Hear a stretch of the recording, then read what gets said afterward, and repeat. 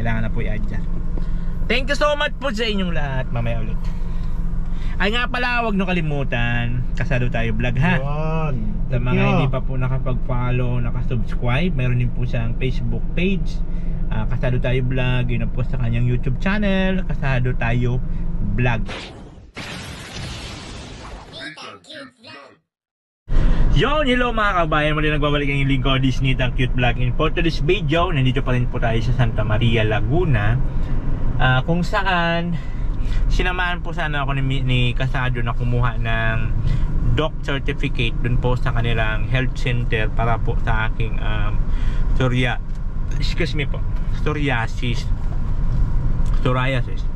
Ang naging problema lang po, ang advice dun sa akin, kailangan ko daw bumalik doon sa una-unang pinachikapan ko kung saan na-discover po na mayroon akong sakit. So General Trias Cavite po yun, super layo, and then di ko po alam kung buhay pa po yung doktor na nag-check up sa akin doon, at kung andun pa yung yung clinic na napuntahan ko, kasi makamamaya lumipat na or wala na sila doon, lumipat na ng pwesto, tapos wala na yung doktor. So masyadong mahirap pala pag hindi po pala basta-basta. Tapos ang layo pa po ng ang layo pa ng General Trias Cavite, super layo. So sabi ko, hindi siguro para sa atin yan, gano'n lang naman yun. Kung hindi talaga para sa atin, o diba, huwag na natin ipilit. So nandito tayo ngayon sa kanilang City Hall para po kumuha ng booklet ng PWD para po kay Mr. J, kasi nakasuyo sa akin si Mr. J na kung pwede daw siya makuhaan. Malakas dito si Kasado kasi president po siya ng PWD dito to po sa bayan ng Santa Maria. So ako lang po talaga hindi nakalusot kasi kailangan ko talaga ng doc certificate na nagpapatunay na ako mayroong sakit. Ayan na ang bilis lang makakuha. Ang bilis lang.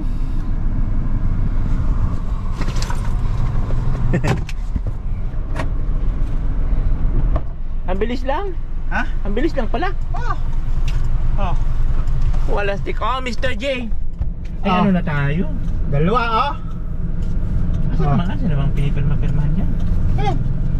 Okay. Ito i-record to. Matagal din pala yan magagamit, Ubos na ang bato mo. Dalawa kabilat kanan. May buklit ka pa. Wala stick. Dalawa pa, Yan, dalawa. Wala stick. So sabi ko, nag-vlog ako dito kasi kinuha natin si Mr. J. Di pa nga ako nakakalagitnaan ng vlog. Andiyan ka na, bumaba ka na.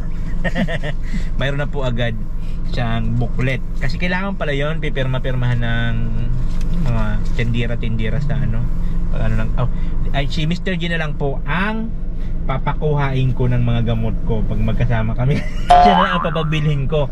May discount man? No video, no? Siya ang pabilihin ko. Hindi. Tututan ko. Pwede. Magkasama kami. Bili mo man ako ng ganyan. So tayo guys, hindi ko po kasi alam guys kung buhay pa yung doktor na nag-check up sa akin dati o kung lumipat na sila ng clinic kasi 2021. Ilang taon na, saka super layo po ng General Trias. Layo. So ngayon po, uwi na tayo doon sa bahay nila Kasado. Tapos ako po uwi na rin, punta po ako sa clinic ko sa ngipin. At ang sakit na, tusok-tusok na madali ang bunganga ko.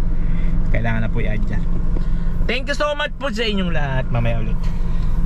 Ay nga pala, huwag nyo kalimutan, Kasado Tayo Vlog ha. Sa mga hindi pa po nakapag-follow, nakasubscribe, meron din po siyang Facebook page, Kasado Tayo Vlog. Yun na po sa kanyang YouTube channel, Kasado Tayo Vlog, no? Tuloy-tuloy din po yung kanyang pag-charity. Pag may pang-charity, Charity tayo ngayon? kung wala, good vibes. Charity tayo ngayon? Mayroon tayo pang-charity. Namalimos ako kanina umaga to na.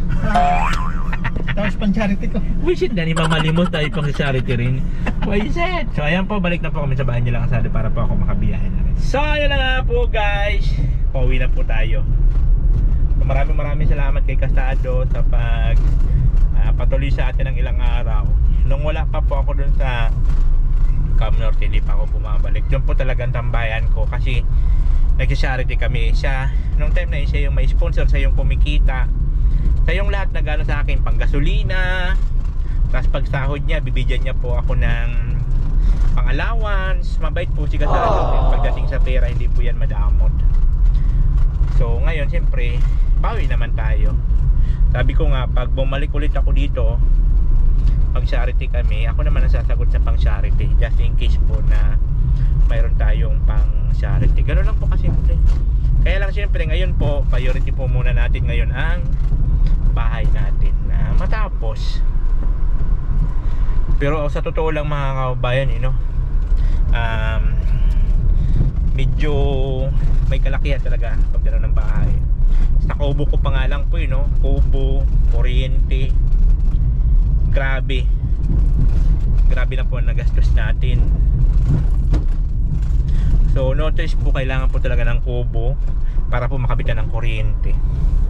And then napaka-importante ng kuryente pag gagawa po ng bahay, kasi hindi na po uso ngayon yung mga mano-mano. Lahat po ngayon electricity na. Tama ba ako? Electric. Yan, electric na po gumagana, like yung pag-welding, pagputol ng bakal, kuryente na po talaga. Kaya importante po talaga ang kuryente. So maraming salamat sa kapatid ni Del na si AJ. Siya po yung nag-asikaso ng sa kuryente. Kasi every time mayroong pinapakisuyo, siya po talaga yung mag-asawa sila ni Kakay, Kaya kahit paminsan-minsan pag nagpapadala ako, may pasobra, mga 500 ganun, kasi sabi ko pang gasolina, kasi nagagamit siya ng motor. Tapos binibisita niya yung lote ko doon.